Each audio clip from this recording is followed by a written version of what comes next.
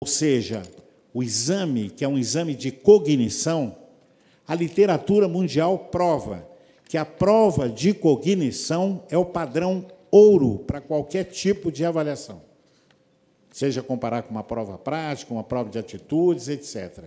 Então, o que nós estamos fazendo no CREMESP é, utilizando de um modelo de avaliação que é ouro, os alunos fazem o exame, e a obrigatoriedade deles é no sentido deles contribuírem com o conselho. Fazemos uma prova com uma instituição que é uma instituição séria. O CREMESP não tem ingerência sobre essa prova. Essa prova ela é feita pela Fundação Carlos Chagas, convocando professores de todas as faculdades de medicina do Estado de São Paulo. O teste é as questões são testadas sobre os seus valores, o que discrimina, o que não discrimina, o que é uma boa questão e etc. E aí, então, nós temos esta prova como um marcador da formação do médico no Estado de São Paulo. E aí o CREMESP pode dizer, com a maior tranquilidade possível, a formação do médico no Estado de São Paulo está muito ruim. A última avaliação nossa, quase 60% dos alunos não atingiram o nível mínimo da prova, que é 60% das questões. É isso que eu gostaria de esclarecer para o debate. Obrigado. Muito obrigado, doutor Reinaldo Aia. Em seguida, com a palavra, a doutora Silvia Tavares de Oliveira, representando a direção, o presidente do Conselho Regional de Fonoaudiologia, doutora Thelma Costa. Bom dia a todos. Eu gostaria aqui de falar um pouquinho sobre a realidade da fonoaudiologia, que no momento estou representando. A fonoaudiologia é uma profissão que atua nas áreas da saúde e da educação. E, diferentemente da grande maioria dos conselhos, né, e das áreas da saúde, nós estamos tendo uma retração na abertura de cursos, inclusive com fechamento dos cursos na nossa área. Infelizmente, isso tem ocorrido. Em contrapartida, há uma expansão muito grande do campo de atuação do fonoaudiólogo, o que está causando carência nesses ambientes onde o fonoaudiólogo é solicitado.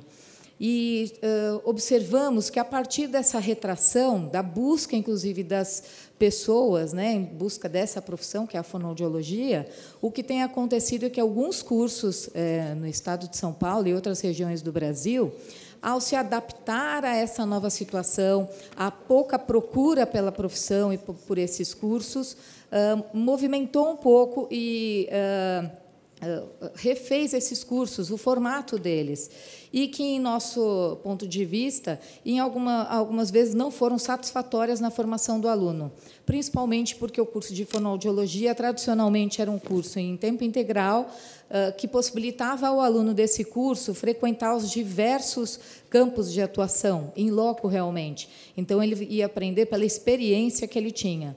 E muitos cursos se transformaram em cursos noturnos, para se adaptar a uma população que talvez gostaria de estar fazendo a fonoaudiologia, de ser fonoaudiólogos, e aí isso também fez com que o fonoaudiólogo frequentasse menos esses campos de atuação. E isso tem influenciado diretamente hoje na atuação do fonoaudiólogo no dia a dia, nos diversos campos. É interessante a gente apontar que, diferentemente do que algumas pessoas pensam, o fonoaudiólogo não trabalha só com crianças que falam errado. O fonoaudiólogo trabalha desde o berçário com crianças, com bebês, né, identificando perdas auditivas, e vai trabalhando com todas as faixas etárias até a velhice, com os problemas de comunicação e audição. Então, a má formação do fonoaudiólogo e essa má atuação fazem com que haja danos irreversíveis, muitas vezes, à grande população, que é esse nossa preocupação no momento. Então, nós gostaríamos de deixar esse depoimento da fonoaudiologia, que é um pouco diferente dos outros cursos. Existe hoje uma carência do mercado, os empregadores procuram bons profissionais na área da fonoaudiologia e têm dificuldade de encontrar esse profissional que esteja adequado a essas vagas que têm surgido no mercado. Então, nós estamos preocupados com as duas questões. Para nós, para o fonoaudiólogo, a deficiência, né, hoje de profissionais nas áreas, por conta de menos pessoas se formando, e os que estão se formando, alguns não têm a formação que seria exigido para um bom atendimento da população. Então, esse é o nosso depoimento hoje para o debate. Obrigado, doutora Silvia. Em função do horário que precisa ser respeitado, doutor Alexandre Medeiros, eu passo agora a palavra ao representante do Ministério da Saúde, lembrando que foram feitas sugestões também envolvendo o Ministério da Educação, e peço que o senhor nos ajude no contato lá com o Ministério da Educação também. Muito obrigado.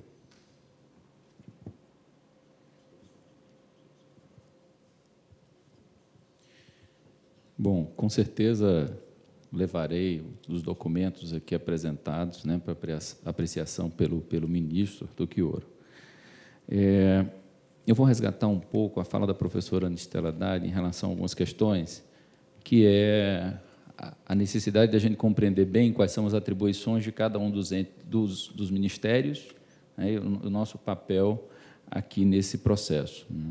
Então, nós temos, né, pela Constituição, o Ministério da Saúde é responsável pela ordenação, mas várias das questões relacionadas à avaliação do curso, certificação, autorização do curso, são ações relacionadas ao MEC, né, que tem um amplo sistema de avaliação, como foi bem lembrado nos sinais, que tem também outros critérios para alguns cursos da saúde, no caso, odontologia, psicologia e a medicina, também uma avaliação para abertura de cursos que está normatizada através da normativa 350 do Conselho Nacional de Saúde. Então, a abertura depende de um aval do Conselho Nacional de Saúde, que é um espaço importante, onde tem a representação dos trabalhadores, 25%, dos gestores, 25%, e 50% dos usuários, que são elementos chaves para a gente discutir a formação, né? Concordamos com todos os conselhos que colocaram que eles são os principais interessados e, desta forma, devem ser os primeiros a serem escutados. Então, a partir dessas considerações iniciais, né, eu vou trazer aqui um pouco, né, da nossa função enquanto Ministério da Saúde, quais são os nossos princípios e como que nós temos organizado a nossa forma de atuar em relação à garantia da qualidade, da formação e da atuação dos profissionais no Sistema Único de Saúde. Tá? Como todos sabem, né, como princípios do SUS, nós temos a integralidade, o acesso, a equidade e também, com certeza, o sistema de saúde se pauta pelo princípio da qualidade, da assistência, da gestão, da vigilância, enfim, de todas as suas atribuições. É nessa perspectiva, né, que o Ministério da Saúde atua não só na formação de nível superior, mas também, né, tem ações relacionadas à formação de nível médio, à formação técnica. Dentre as ações, nós temos ações, vou agora me delongar um pouco mais sobre as ações para o nível superior e as pós-graduações. Nós temos ações que atuam na reordenação, reorganização da formação profissional, né, com os programas PET e ProSaúde. Temos também um grande apoio, né, à formação na residência médica. A residência médica ela tem financiamento tanto municipal como estadual e no governo federal pelos Ministérios da Saúde e da Educação. O Ministério da Saúde hoje aumentando bastante o seu aporte de recursos, né, para o financiamento dessas ações, porque nós entendemos que a residência, tanto a médica como a multiprofissional, elas são importantes para garantir a qualidade da assistência, né? E toda a política de educação permanente, que tem como intuito, um dos grandes intuitos da política de educação permanente é exatamente tornar a rede de saúde um ambiente de aprendizado contínuo. Eu me formei há 15 anos, fiz residência médica aqui em São Paulo. com certeza eu preciso estar sempre pensando se os conhecimentos que eu tenho são exatamente os conhecimentos que são necessários para a aplicação e ainda mais, se o conhecimento que eu tenho hoje é adequado à aplicação no contexto que eu vivo hoje. Isso só mostra a necessidade de nós termos, na verdade, uma rede escola, uma rede que propicia aprendizado a todos os profissionais e a todo o tempo, como uma rede que possibilita e que pode ser cenário de práticas para a formação, mas também como uma rede que possibilita o aprendizado contínuo e permanente dos trabalhadores. Uma questão que foi muito trazida, na verdade, foi a questão da força do exame, né, de proeficiência, o exame no final dos cursos, para resolver ou para minimizar o problema da qualidade. Então, eu acho que a preocupação nossa com a qualidade, ela é uma convergência, não são só os conselhos que são preocupados, mas todos os gestores, né, o Ministério da Saúde, os secretários municipais de saúde, secretários estaduais de saúde, com certeza preocupam-se com a qualidade do sistema. Tá? Eu me lembro bem, né, de uma das... Até porque quem tem mais forte essa experiência do exame de proeficiência é o CREMESP aqui. Eu me lembro bem, na época que eu era estudante ainda, a participação numa comissão muito interessante, que era a SINAEM. E a SINAEM tinha como representantes, né, as entidades médicas, tinham alguns conselhos, enfim, a Associação Brasileira de Educação Médica, uma série de entidades preocupadas com a qualidade da formação. E qual foi, em relação à avaliação, né, quais foram as indicações dessa comissão, depois de 10 anos de análise? Que a avaliação não deveria ser terminal, que ela deveria ser feita ao longo do curso para permitir exatamente a mudança. E olha que avanço, viu, João, que nós temos hoje. Na Lei 12.871, né, além dos sinais, que já é um mecanismo importante de avaliação da educação brasileira, nós temos ainda uma avaliação adicional a cada 2 anos, que também tem um outro grande avanço. Não vai ser uma avaliação apenas cognitiva, vai ser uma avaliação cognitiva de habilidades e de atitudes. E acho que essa é uma grande resposta à sociedade brasileira. Né? Eu, quando vou em qualquer profissional de saúde, eu não quero saber se ele sabe. Eu quero saber se ele vai ter a atitude, a habilidade e o conhecimento que ele tem vai me propiciar uma assistência de qualidade. Então, saber só o que se sabe não é necessário. Então, que bom que a gente está avançando na perspectiva da avaliação e acrescentando outros elementos à avaliação, para a gente não ficar só na avaliação cognitiva. Um outro avanço também que é muito importante é que acho que a avaliação, que nós somos avaliados sempre nas instituições de ensino. Eu sou professor, também sou docente na universidade, a gente faz avaliação, com certeza 2 ou 3 vezes a cada semestre com os nossos alunos. Mas também a necessidade da avaliação externa, ela é interessante. E na lei está garantido quem realizará essa atividade, essa avaliação externa é o INEP, que é uma instituição reconhecida nacionalmente, né, pela qualidade das suas avaliações. Então, fico muito tranquilo e vejo que nós estamos convergindo em relação a várias dessas questões. Então, acho que a solução já está posta. A gente precisa trabalhar nessa avaliação para que essa avaliação realmente venha a ser aquilo que nós desejamos. E é claro que todos nós temos que ter uma participação no avanço, porque avaliar, né, avaliar por si só não é o que vai nos ajudar a transformar o ensino. Né? A avaliação ela necessita de uma ação posterior. Após a reflexão sobre a avaliação que está sendo feita, ter outras ações que provoquem as mudanças necessárias. As mudanças que a gente não tem realizado, muitas vezes. Né? Nós temos, sim, dificuldades em relação à docência? Temos, mas nós temos muito bons profissionais, né, que podem virar docentes. Na verdade, no Brasil, a gente ainda não tem um dispositivo muito claro, especialmente na área de saúde, de como você se torna docente. Eu sou docente e provavelmente grandes docentes das universidades, grandes universidades brasileiras, não fizeram nenhuma formação específica para ser docente na área de saúde. Esse é um desafio que está colocado, inclusive, na Lei 12.871, que é mais conhecido como a Lei do Mais Médicos, já traz alguns avanços. Traz a importância disso, traz a importância da formação também, e de que se considere toda essa formação na rede, traz a importância dos contratos organizativos que vão ajudar na preceptoria, né? Porque não é só o docente da faculdade que vai ajudar a formar um bom profissional. Os trabalhadores do serviço de saúde também têm um papel importante, e é por isso que nós temos que capacitar os preceptores.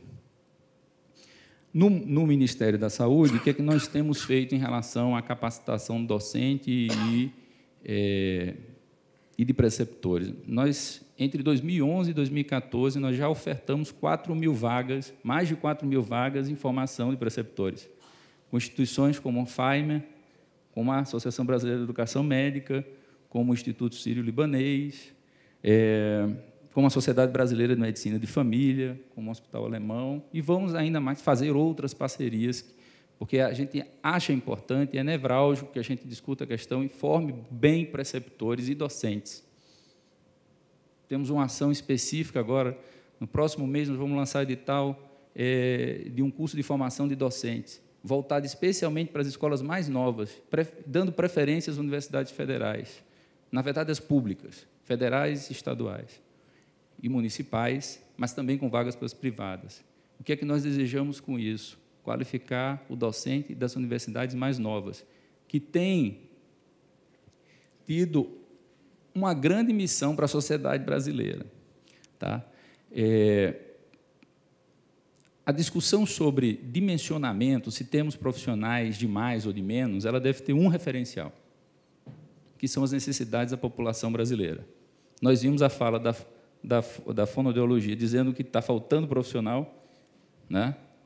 Nós temos uma discordância em relação ao Conselho de Medicina, em relação à quantidade de profissionais que o Conselho coloca que não faltam, nós temos certeza que falta, e não é baseado apenas num desejo, numa avaliação interna, é avaliado em benchmarks internacionais, porque nós observamos os sistemas de saúde que têm a mesma quantidade ou que têm a mesma perspectiva de construção de sistemas universais, têm uma quantidade muito maior de médicos por habitante no Brasil. Então, baseado nisso, a gente acredita que falta, né? E tanto falta que nós estamos utilizando transitoriamente, diga-se de passagem, a vinda de médicos estrangeiros. Nós queremos, na verdade, formar médicos brasileiros nas regiões de vazios assistenciais. Eu sou de uma região que tem muito pouco médico. A região Nordeste toda, nenhuma tem mais do que a média. Na verdade, só tem 5 estados que têm mais de 1,8 médicos para cada 1.000 brasileiros. O estado de São Paulo, inclusive, é um estado privilegiado, tem mais médicos, bem mais médicos que a média. Mas o estado do Maranhão, por exemplo, tem 0,58 médicos para cada 1.000 habitantes. 4 vezes menos do que o estado de São Paulo.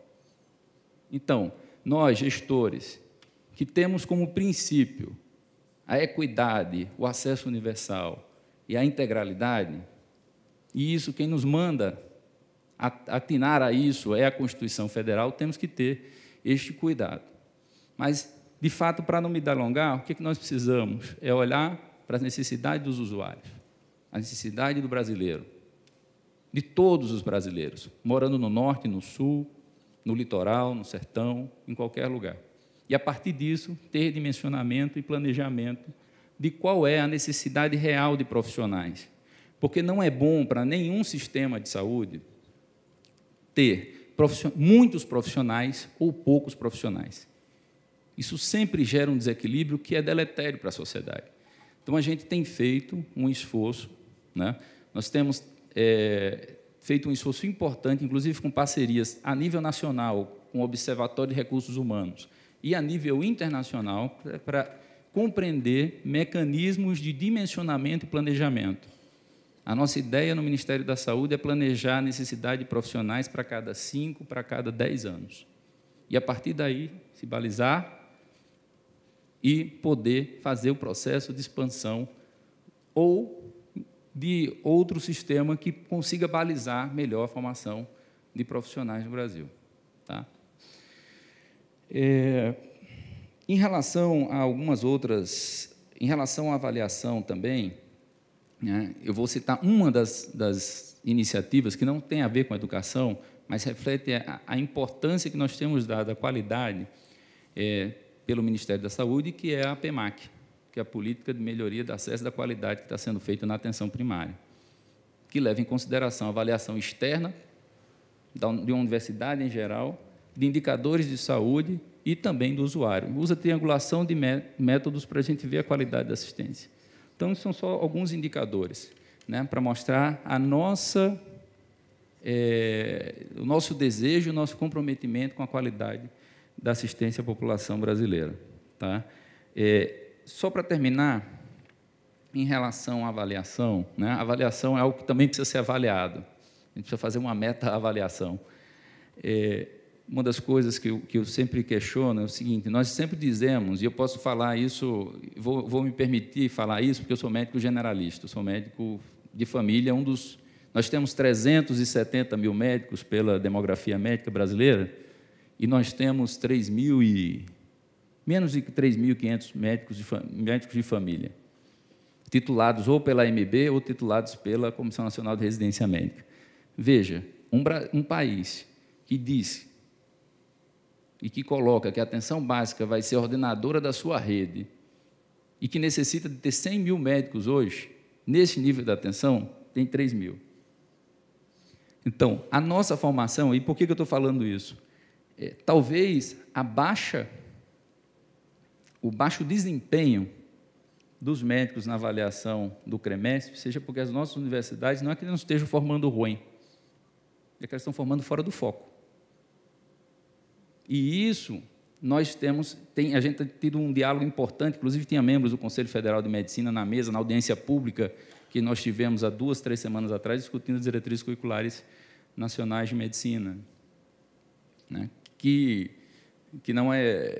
é importante que se discute, que provavelmente todas as profissões de saúde também vão terminar discutindo. Isso foi um movimento que aconteceu há 10, 15 anos atrás, e está na hora de todas as diretrizes curriculares da área de saúde serem observadas de novo, porque os processos eles são dinâmicos. Então, se a gente não muda o foco da nossa formação, e aí temos mudado isso para a atenção básica realmente, porque a gente fez avaliação que as diretrizes curriculares, pouquíssimas universidades hoje formam um médico generalista, porque passam boa parte do tempo dentro do hospital. Mesmo quando a gente vai autorizar uma escola, a gente conta só leitos hospitalares, a gente não conta a rede. E a gente tem uma rede hoje que ainda não é a ideal, mas que está num pleno processo de estruturação. Temos quase 26 mil unidades básicas de saúde, ou reformadas, ou sendo construídas, ou sendo ampliadas no Brasil. Então, esse vai ser um cenário de prática importante para a gente formar. E talvez, quando a gente fizer uma avaliação, a avaliação que avalia o generalista, né? A prova do CREMESP está avaliando o generalista, e que a gente tem uma formação nas universidades de generalistas, talvez o resultado seja melhor. Não é uma questão de valor, se está formando bem ou mal. Eu acho que a gente está formando numa perspectiva que não é a que está na diretriz ainda. E é por isso que a gente mudou algumas questões da diretriz, tem mudado, discutindo com a sociedade, né, com os conselhos, com o Conselho Nacional da Educação, com os conselhos de entidades médicas, com as entidades médicas, enfim, para tentar resolver essa questão, né? E, para finalizar, só dizer que é muito importante a gente estar aqui e que nós estamos fazendo uma rodada de conversa com os conselhos, para a gente entender qual é a perspectiva de cada conselho sobre esse processo de planejamento, dimensionamento, enfim. Escutar o conselho para ver como que nós vamos pensar a formação. Iniciou-se em dezembro e a gente vai continuar nessa agenda. Então, todo esse processo nós estamos fazendo e aprendendo muito com instituições que têm experiência disso aqui no Brasil e instituições que estão fazendo isso fora, né? Na União Europeia, principalmente, com essas ações e com esse diálogo com os conselhos, essas reuniões, nós vamos produzir, na verdade, o futuro para que a gente não tenha perdas na nossa formação e não precise estar discutindo aqui sobre exame de egresso, que exame de egresso não é a solução no nosso entendimento. Nós precisamos avaliar o processo como um todo e fortalecê-lo, né, para que a gente possa ter realmente o Sistema Único de Saúde que nós desejamos. Obrigado. Obrigado, doutor Alexandre.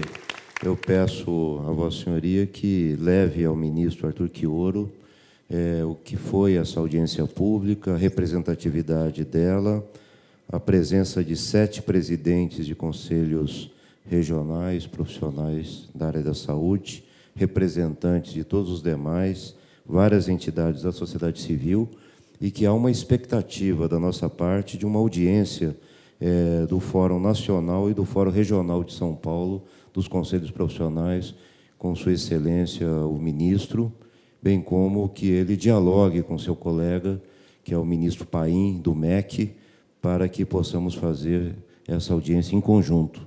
Então, nós gostaríamos que ambos os fóruns, o nacional e o estadual de São Paulo, sejam recebidos pelo ministro da Educação e da Saúde, e peço, portanto, a Vossa Senhoria que transmita os nossos cumprimentos ao ministro e também essa expectativa da nossa parte, agradecendo a sua participação. Muito obrigado. As demais falas chegarão ao conhecimento do Ministério da Saúde por meio da gravação e das notas taquigráficas que teremos, além da gravação pela TV Assembleia. Eu vou cumprir a nossa lista de inscrições, lembrando que às 13 horas esta sessão se encerra, uma vez que teremos sessão normal aqui da Assembleia, utilizando este plenário. Com a palavra, o professor doutor Henrico Lippe, diretor da Faculdade de Medicina Veterinária.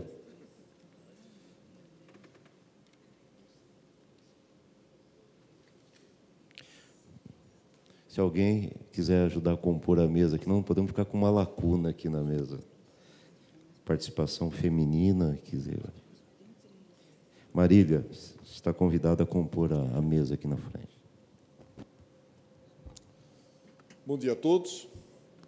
Prezado deputado Carlos Nader, a quem eu cumprimento pela iniciativa de fazer esse tipo de debate.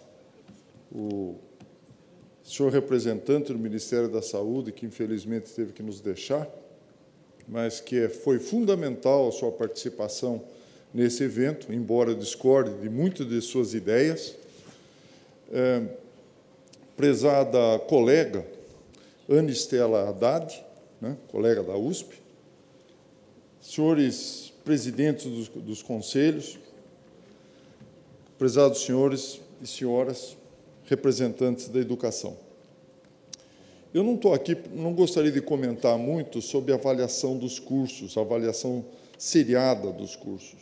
Já foram comentado várias coisas. E, antes disso, eu gostaria de lamentar profundamente a ausência dos representantes da área da educação. Eles são atores pivotantes nesse assunto, muito, muito mais importante do que da área da saúde e, infelizmente, não estão nesse debate. Eles são o ponto central, pivotante, que, por azar, não estão aqui. Mas eu não gostaria de falar da avaliação seriada dos cursos, de uma série de coisas. Eu gostaria de contar um pouco da minha experiência da avaliação do egresso, que, para mim, é o termômetro de qualidade do ensino. Ele é o termômetro, é o resultado final. É ele que nós temos que avaliar. E eu tive uma experiência participando como membro da Comissão Nacional do Ensino em Medicina Veterinária, em que o Conselho Federal fez um exame chamado Exame Nacional de Certificação Profissional, que foi feito de 2002 a 2009. E nós tivemos 13 edições desse exame. A ideia desse exame seria fazer perguntas gerais, básicas, de aspecto cosmopolita, e que são fundamentais para a formação do médico veterinário, nas suas 3 grandes áreas. E, diferente do CREMESP, que tinha a nota 6 de aprovação, nós consideramos como uma nota 5 de aprovação, semelhante ao que se faz nos cursos, na enorme maioria dos cursos de graduação aqui no Brasil. A nossa prova tinha 180 questões, como eu comentei, com um aspecto muito abrangente da profissão, com perguntas básicas. E o que nós observamos de 2002 para 2009?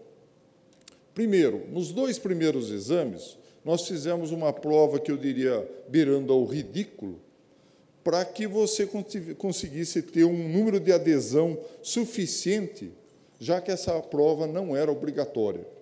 E nós atingimos essa intenção de exatamente aumentar o número de participantes. E passou a ter um número que era um número nacional em torno de 5.000, que era um número altamente significativo dentro da classe veterinária, ou dos egressos em veterinária. E o que nós observamos de 2002 a 2009? Primeiro, desconsiderando essas 2 primeiras provas, de prova em prova começou a ter um aumento do número de reprovações. Coincidentemente, nós tivemos um aumento bastante significativo da abertura de escolas de medicina veterinária.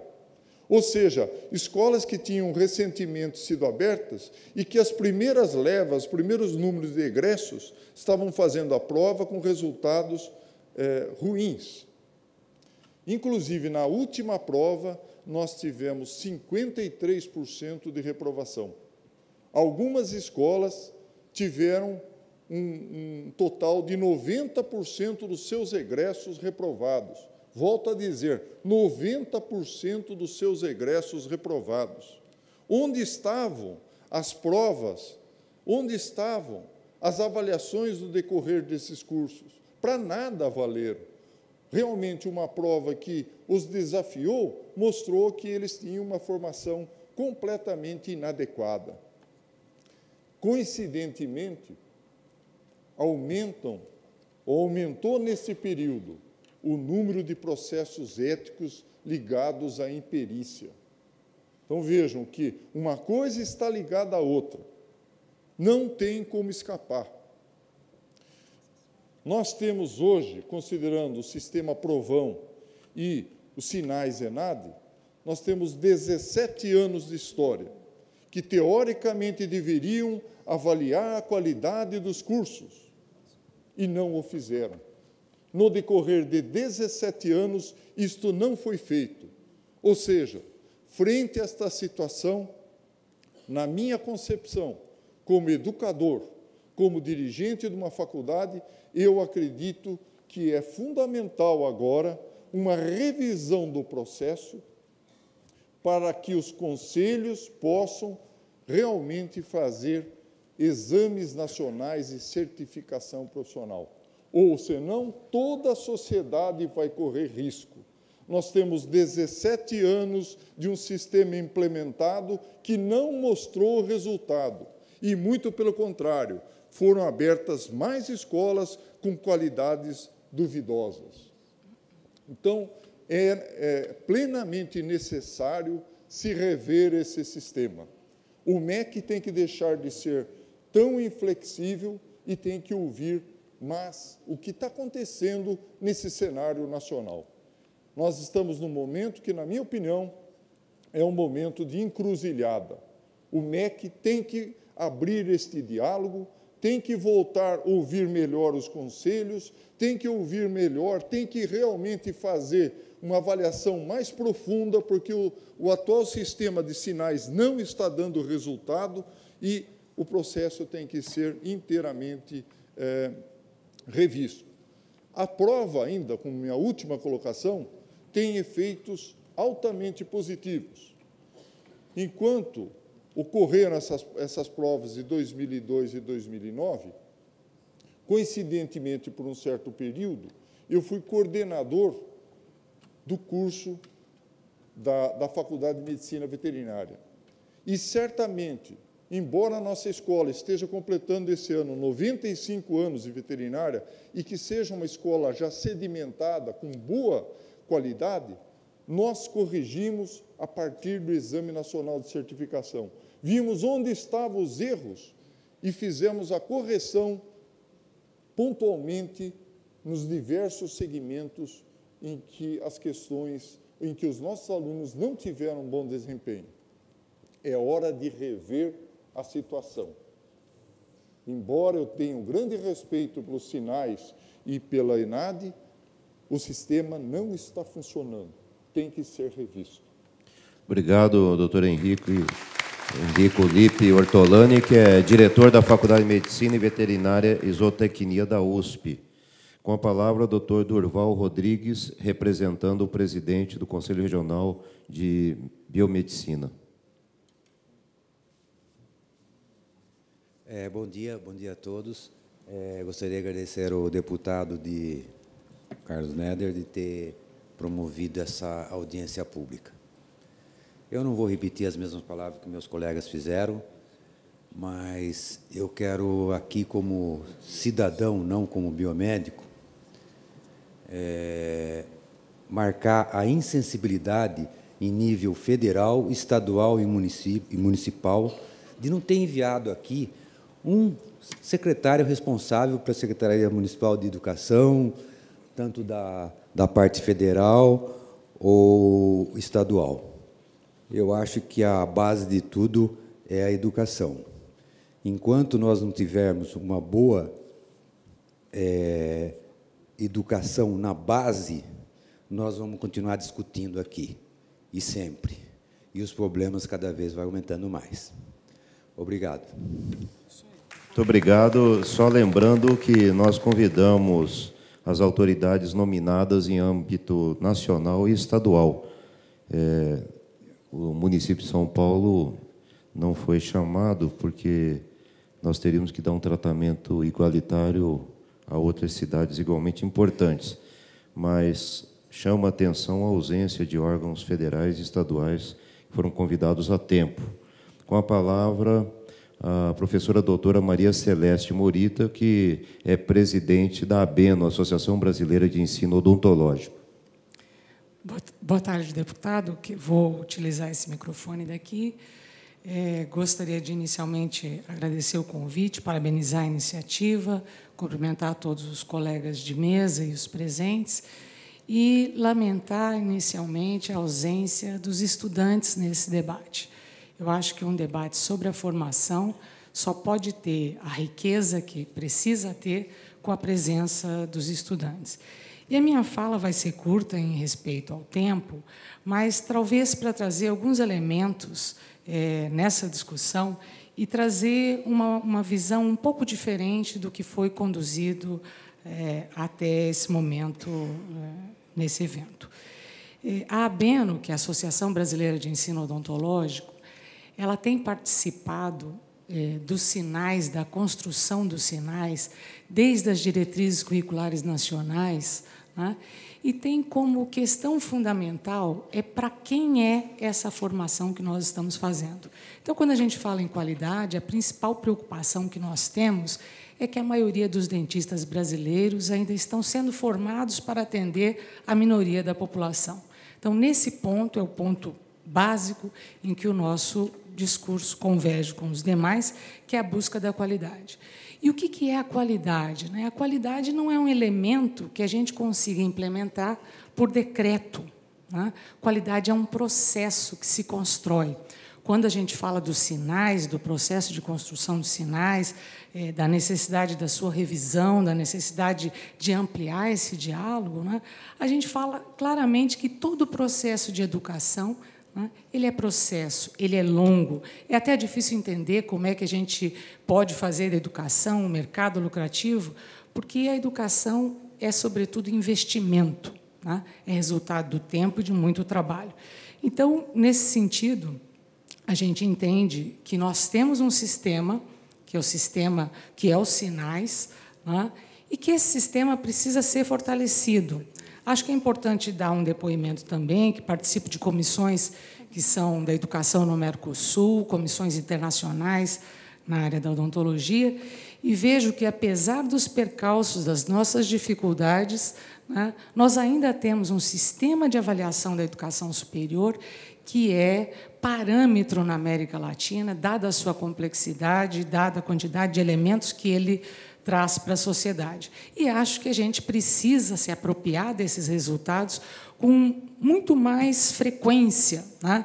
Eu sinto falta, nesse debate, realmente, de representantes do Ministério da Educação que pudessem trazer à luz toda a informação, né, que já foi produzida por esses 10 anos dos Senais. E acho